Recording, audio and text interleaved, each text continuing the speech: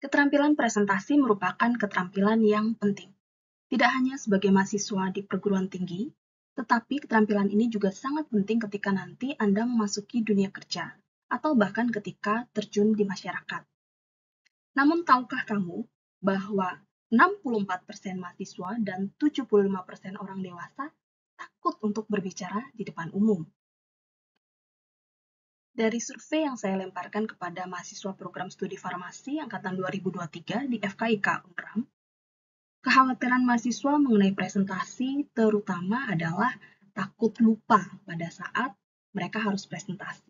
Lupa materi, salah mengucapkan kata atau salah menyampaikan materi, kemudian tampak gugup di depan umum, dan juga khawatir tidak dapat menjawab pertanyaan dari audiens. Tapi, tahukah kamu bahwa sebenarnya 90% dari kecemasan yang kita rasakan sebelum kita mulai presentasi disebabkan karena kurangnya persiapan. Sehingga, persiapan yang baik adalah kunci penting dalam keberhasilan suatu presentasi. Dan dalam sesi kuliah ini, saya, Dian Puspitasari, akan mengajarkan atau membagikan strategi dan tips bagaimana kalian bisa mempersiapkan presentasi yang efektif dan juga mengatasi rasa takut atau khawatir yang kalian rasakan sebelum atau ketika mempersiapkan presentasi. Sejak menjadi dosen di FKIK Unram di tahun 2008, saya sudah tidak menghitung lagi berapa banyak presentasi yang sudah saya lakukan. Sebagian besar presentasi yang saya lakukan adalah presentasi di kelas pada saat memberikan kuliah, kemudian presentasi ilmiah pada saat saya mengikuti konferensi atau seminar baik di level nasional ataupun internasional, dan juga ketika saya menjadi pembicara, baik itu dalam pelatihan berskala nasional ataupun pelatihan berskala internasional.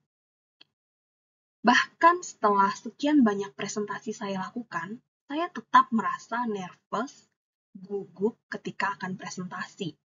Saya merasakan jantung saya berdebar-debar, tangan saya dingin, dan mulut saya terasa kering. Tapi itu semua tidak sampai membuat saya gagal atau merasa gagal dalam sesi yang saya bawakan. Sebaliknya, setelah saya berhasil melalui presentasi itu, saya menjadi lebih percaya diri karena melihat antusiasme audiens bertanya atau mengajak saya berdiskusi setelah itu.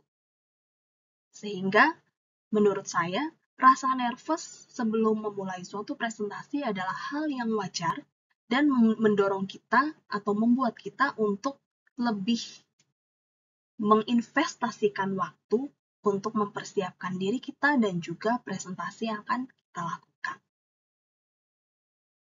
Ini adalah tujuan pembelajaran yang ingin dicapai dari sesi ini. Dan ini adalah garis besar dari materi yang akan saya sampaikan. Video kuliah ini akan terbagi menjadi beberapa bagian untuk memudahkan kalian mengikutinya.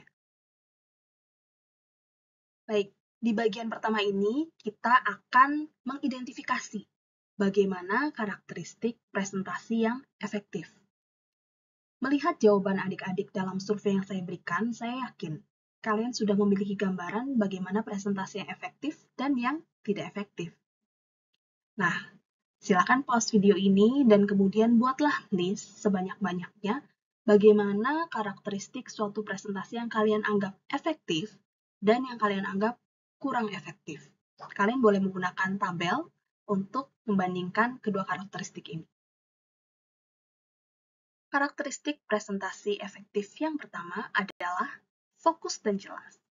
Materi yang disampaikan sesuai dengan tujuan apa yang ingin dicapai, tidak ngalor ngidul istilahnya ya, tidak kemana-mana, sehingga mudah untuk diikuti dan dipahami oleh audiens.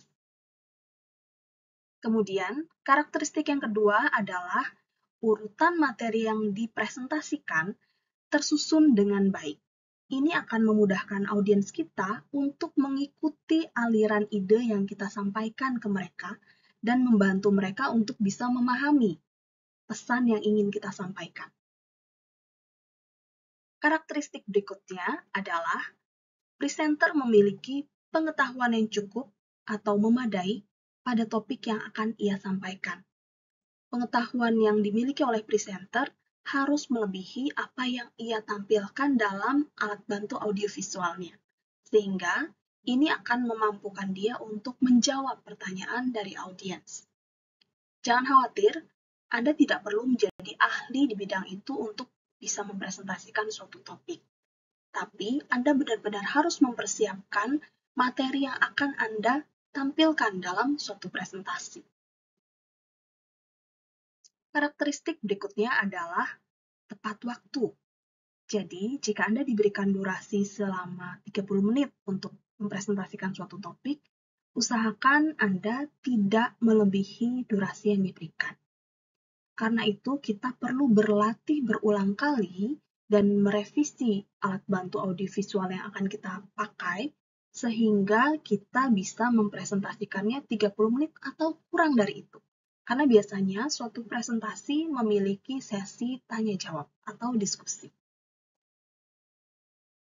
Karakteristik berikutnya adalah kepercayaan diri dan antusiasme.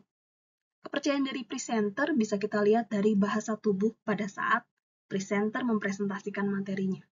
Bagaimana dia berdiri, posisi tangan dan kakinya, apakah dia menghadap audiens, apakah ada interaksi dengan audiens, serta bagaimana dia berbicara. Volume suaranya, kecepatannya berbicara, dinamika suaranya, serta ekspresi wajahnya pada saat dia berbicara. Presenter yang antusias terhadap materi yang ia sampaikan akan menularkan semangat ini kepada audiens yang mengikutinya. Nah, ini poin yang terakhir dari karakteristik presentasi yang efektif. Meskipun ini adalah poin terakhir, bukan berarti hanya ini saja karakteristik presentasi efektif. Adik-adik juga bisa menambahkan hal-hal yang menurut adik-adik menggambarkan suatu presentasi yang efektif. Poin terakhir ini adalah natural atau otentik.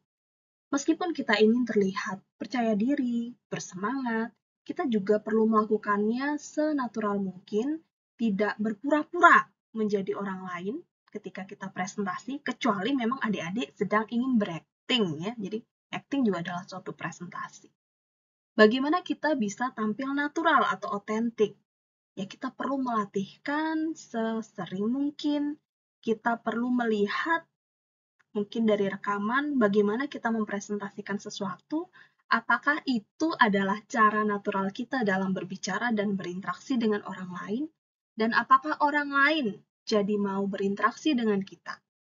Itu adalah hal-hal yang bisa kita gunakan untuk mengukur seberapa natural atau seberapa otentik kita ketika melakukan presentasi.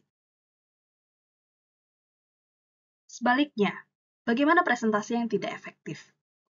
Seperti pada gambar kartun berikut ini, kita bisa melihat bahwa ketika presenter sedang presentasi, seluruh audiensnya tertidur.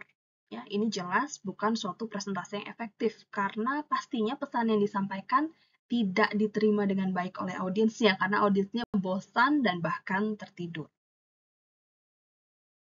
Ada 3 komponen penting yang menentukan keberhasilan suatu presentasi. Yang pertama adalah materi. Materi presentasi harus dirasa menarik oleh audiens dan juga harus dikemas dalam urutan atau dalam bentuk yang memudahkan audiens untuk memahami materi tersebut. Yang kedua adalah bagaimana materi itu disampaikan.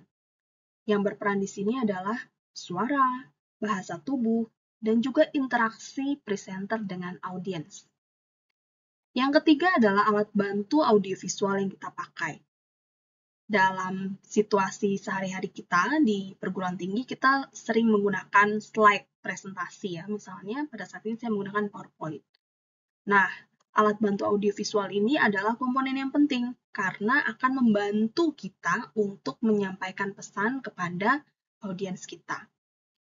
Slide yang kita gunakan tidak boleh berkompetisi dengan pesan yang kita sampaikan. Karena itu, slide yang terlalu penuh, slide yang terlalu banyak gambar yang tidak penting sehingga bisa mendistraksi audiens, itu tidak menjadikan presentasi kita efektif, bahkan membuat audiens kita bosan atau tidak memperhatikan.